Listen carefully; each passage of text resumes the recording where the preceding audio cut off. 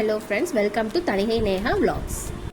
இன்றைக்கி weekend beach விசிட்டுங்க. அதுவும் இல்லாமல் ஆதிரனோட ஃபஸ்ட்டு பீச் விசிட்டும் இதுதான். ஃபஸ்ட்டு அவனை வெளியில் கூட்டிகிட்டு போகிறது இதுதான். இந்த பீச் வந்து என்ன பீச்சுன்னு கண்டுபிடிங்களேன். இதுக்கான க்ளூஸ் வந்து இந்த வீடியோவோட எண்டில் இருக்குது, மறக்காமல் சொல்லுங்கள். எப்போ நாங்கள் எங்கே கிளம்புறதுனால லாஸ்ட் மினிட்ல தாங்க டிசைட் பண்ணுவோம். ஒரு 15 மினிட்ஸ் முன்னாடி பீச்சுக்கு போகலான்னு டிசைட் பண்ணிட்டு அவசரமாக கிளம்புனாங்க. கிளம்புறதுன்னு முடிவு பண்ணிட்டு என் பொண்ணு கண்ணாடியே விட மாட்டாங்க. 15 நிமிஷம் அவள் தான் வந்து கண்ணாடி ஆக்குபை பண்ணியிருந்தா. சுடி வியர் பண்ணியே ரொம்ப மாதம் ஆகுதுங்க. குழந்தை பிறந்ததுலேருந்து நைட்டி தலை கூட நிறைய நாள் சீவாமல் இருந்திருக்கேன். இப்போ தான் வந்து ப்ராப்பராக தலை சீவி காஜல் வச்சு ரெடியாக இருக்குங்க.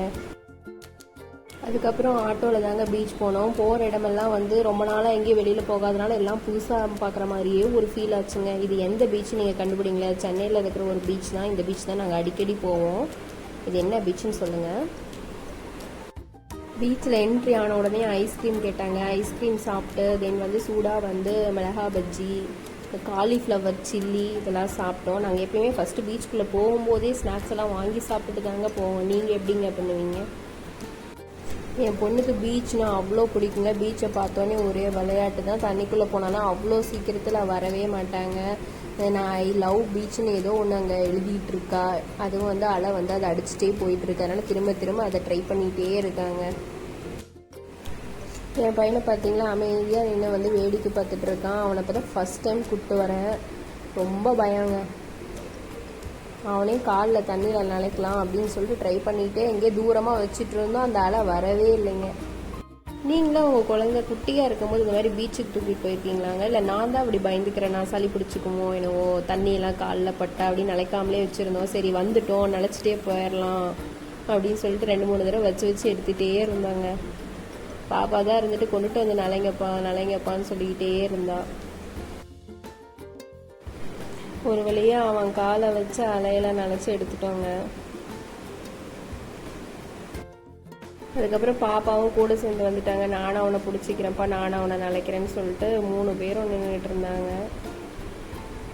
ஒரு வழியாக வெயிட் பண்ணிகிட்டே இருக்காங்க. அலை வருமான்னு பார்த்துட்டே இருக்காங்க. எனக்கு எப்போவுமே பீச்சுக்கு போனால் கொஞ்சம் தூரமாக உட்காந்து அந்த அலையை வந்து பார்த்துக்கிட்டே இருக்கிறதாங்க ரொம்ப பிடிக்கும். எனக்கு இறங்கி விளையாடுறத விட அப்படியே உட்காந்து பார்த்துக்கிட்டே இருப்பேன். அதை பார்க்கும்போது மனசுக்குள்ளே நிறைய என்னென்னவோ ஒரு தாட்ஸ் எல்லாம் நிறையா வரும். ஒரு மாதிரி ஒரு மன அமைதியாக அந்த மாதிரியெல்லாம் எனக்கு இருக்குங்க. உங்களுக்கெல்லாம் எப்படி இருக்கும்? உங்களுக்கு தண்ணியில் விளையாடுறது பிடிக்குமா இல்லை உட்காந்து ரசிக்கிறது பிடிக்குமான்னு சொல்லுங்கள்.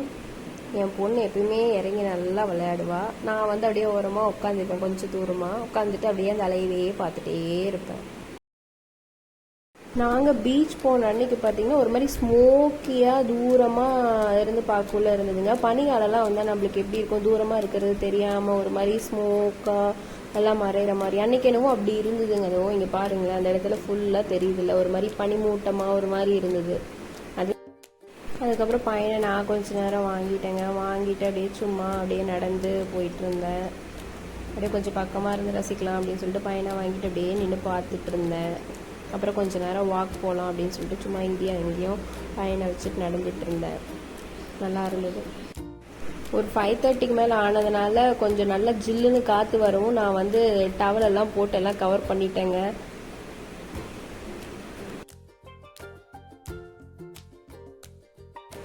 அந்த டவல் வேறு கரெக்டாக காதை கவர் பண்ணவே மாட்டேங்குதுங்க. காதுலேருந்து இப்படி வெளியில் வந்ததுன்னா அதை இழுத்து விட்டு கவர் பண்ணிக்கிட்டே இருக்கேன். ஏன்னா உப்பு காற்று காது வழியாக அப்படியே உள்ளே போயிடுச்சுன்னா என்ன பண்ணுறது அப்படின்னு.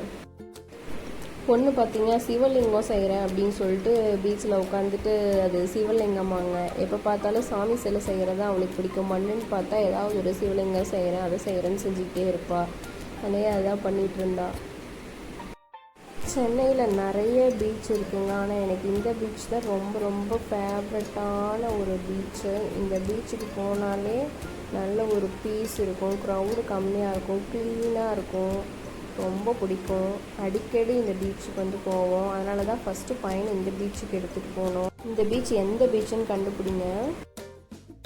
எனக்கு வந்து ஒரு டவுட்டுங்க, இந்த பீச்சில் மட்டும்தான் இந்த ஐஸ்கிரீம் ஷாப்பில் இப்படி ஒரு ஃபேவரட்டான டயலாக் இருக்கா அப்படின்னு நீங்கள் சொல்லுங்கள்.